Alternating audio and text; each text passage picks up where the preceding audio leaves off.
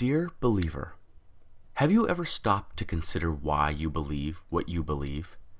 Have you ever thought about why you chose the religion you chose?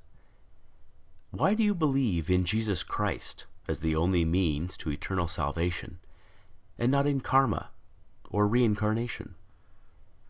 Why do you believe that Allah is the one true God and Muhammad is his prophet, and not in the Four Noble Truths of the Buddha? Why do you hold to the Torah as the only revealed Word of God, and not the Bhagavad Gita? Dear believer, do you ever wonder why your heaven resembles a utopian earth, and is composed of the same base elements found right here on this planet?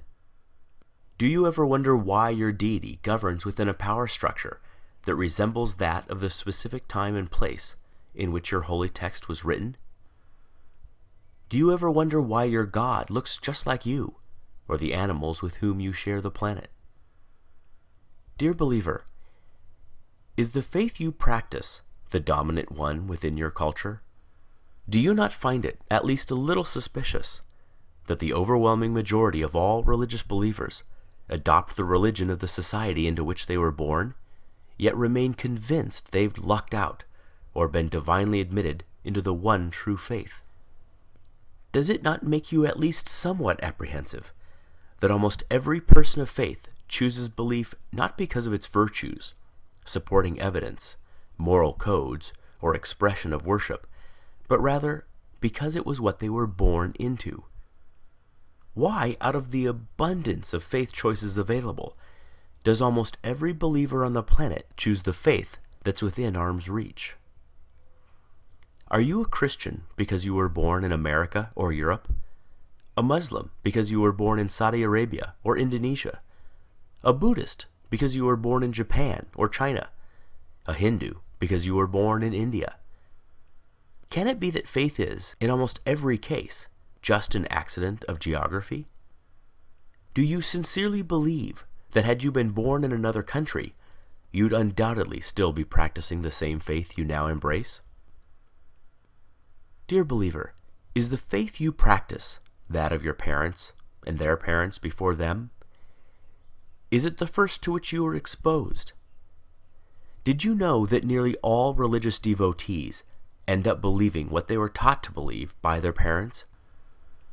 Why is it that we scoff at the idea of labeling a young person a Republican child, or a Marxist child, or a Keynesian child, understanding he or she lacks the intellectual discrimination, life experience, and wisdom to make such a complicated and nuanced decision, but we do not raise so much as an eyebrow when a youngster is referred to as a Christian child, surely a choice no less complex? Could it be that there's no such thing as a Muslim child, just a child of Muslim parents? Dear believer, you are supremely confident in your faith. You know it is the right one, and all others are wrong. You are literally willing to bet your eternal soul on that very fact. And yet, have you ever stopped to consider that there are 24 major religions and literally thousands of different faiths practiced on this planet? Did you know that within Christianity alone, there are more than 45,000 different denominations, each claiming to understand ultimate truth better than all the others? Do you realize that each member of every faith practiced is just as devout, just as sincere, and their conviction every bit as sure as yours?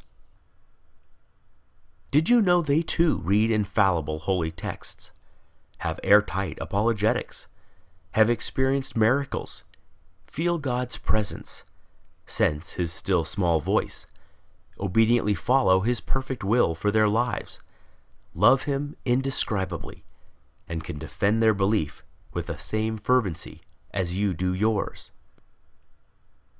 And yet, since every religion is mutually exclusive and contradicts the others in matters both large and small, they cannot all be right. Right? You know, you just know, your faith is the exception. And yet, if every member of every faith feels just as you do, what are the odds you're right? Dear believer, I've often been told that my unbelief is a guarantee of missing out on heaven and ending up in hell. But who's heaven? Who's hell? I've often been told that I should, just to be safe, accept God. After all, what have I got to lose? But who's God? Given so many options, aren't I more likely to choose incorrectly? Might not I be better off wagering on no God rather than on the wrong God? You put it to me, what if you're wrong? But what if you're wrong? What if, rather than Jehovah, Allah is the one true God, or Shiva, or Wu-Tan, or some god on the other side of the planet you've never even heard of yet? The truth is, you already know what it's like to be an atheist in regards to every other faith but your own. It's clear to you that adherents to other faiths are mistaken, deluded, or deceived, but they think the same of you. The way you view them is exactly the way they view you. Every devout Hindu has embraced his faith for the exact same reasons you have embraced yours. Yet you do not find his reasons compelling, nor do you lose sleep at night, fearing that if you die, you'll wake up in his hell. Given this, is it so hard to see why some of us just take our atheism one God further? Dear believer, I wonder if religions aren't just ancient constructs in which early humans attempted to both explain and control the chaotic world around them.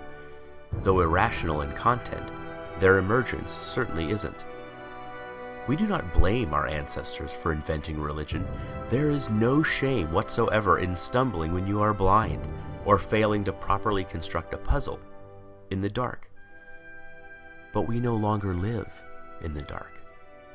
Science is ablaze in our world and illuminates our way, dissipating shadows and exposing even the deepest of crevices. We no longer live in the cave. We have crossed the valley, scaled the mountains, and have begun to make out the magnificent vista on the other side. We no longer require comforting stories to make us feel safe or valued. Is it not time that our beliefs match our discoveries? Is it not time that our ideas reflect our new perspective? There is equal, if not greater awe in reality than there is in fantasy. Perhaps it is time to stop telling ourselves that we are the reason the universe was made, that our culture is somehow better than other cultures, that our tribe was chosen over all other tribes.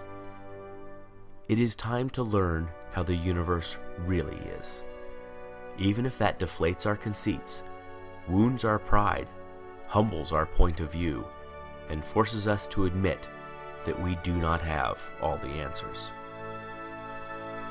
Believer, if you honestly value the truth above all things as you claim, as I truly know you do, you must confront these fundamental questions.